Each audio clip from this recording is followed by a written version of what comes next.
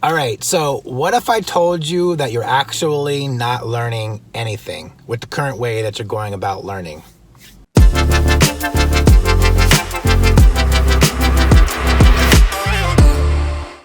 I know that's a provocative statement, so let me try and clean that up just a little bit here. I wanted to share something that I'm doing to kind of help myself retain some of the information that is that I'm taking in, and also how I'm working to actually make use of the information that I'm taking in.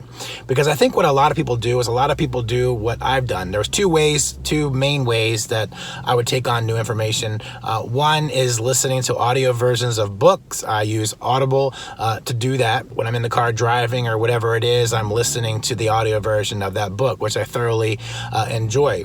The problem with that is we actually only retain about 5% of the information we hear through a lecture. I would consider an audio version of the book to be kind of like a lecture because it's just the audio. So only 5% of that, which isn't a whole lot, right? So it's more of like an entertainment value rather than a real learning experience, right? Here's the other way that I would go about learning is just by reading the book. I actually liked to get the physical copy of the book, a little bit nostalgic, like to have the book, like to be able to put it on the shelf, but also to be able to highlight in that book. So here's what I've done to kind of combine these two things. One is I still listen to the audio version of the book. I like to do that in the morning on a morning walk. I have about a 40-minute morning walk that I do, or in the car I have about another 30 minutes to work or home from work. So that's my listening time. So I'll listen to a chapter of a book, and then I've actually now started buying the Kindle version of the same book as well.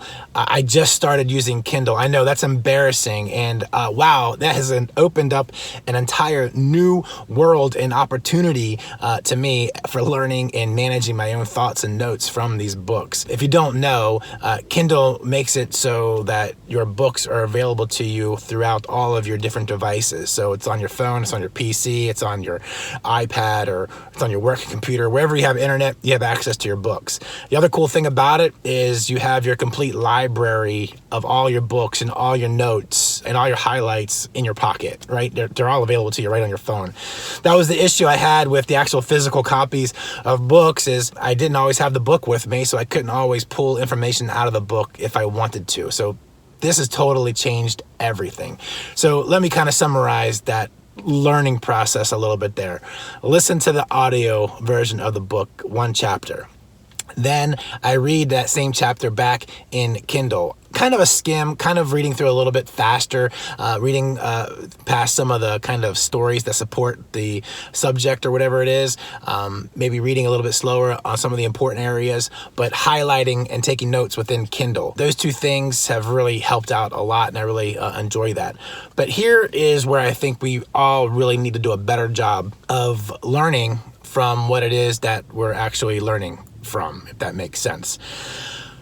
We retain 50% of the information that we learn through a discussion. If we were to actually join a book club, say you grabbed a few friends off of LinkedIn, you all agreed to read the same chapter in a book, and at the end of the week, you're going to get on a Zoom call and you're all going to discuss that chapter.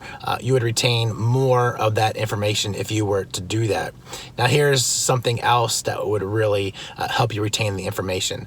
We retain 75% of the information that we actually put into practice. So I think that's the purpose of learning, right? Is to learn something that's going to make us better, that we can actually apply and use within our daily lives. It's not to have a data bank of information that we can use on LinkedIn to seem super smart, right? No, it's actually to learn something that's going to improve our lives and maybe even the lives of others. So that's where the other part comes in. We retain 90% of the information that we use to teach others. So when we're teaching others, we're solidifying the information more for ourselves because we've had to do something to learn that information. So we already have some of the information, but when we become well enough within that subject to teach it to others, we're even going to further cement that skill of our own, and we're also going to help others in the process. Here's the secret though.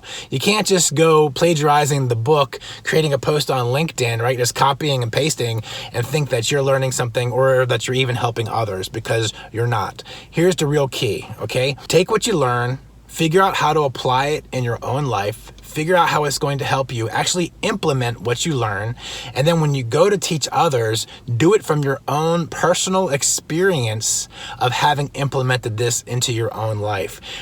For a couple reasons. One, a story that comes from your own personal experience resonates more with other people. Two, you're actually learning something. And three, you're actually going to be able to help somebody else learn more, because people learn more through stories. So it's kind of like this full circle of kumbaya learning, right? The part that's really helped change for me is listening to the audiobook, going back into Kindle, rereading things, highlighting, taking notes, always having my books with me at all times, and then working to take those experiences, apply things into my own life, and develop those into lessons that I can help teach others. All right, that's it for this video. Hope you guys learned something today. Have a good one, and I will see you on the next video.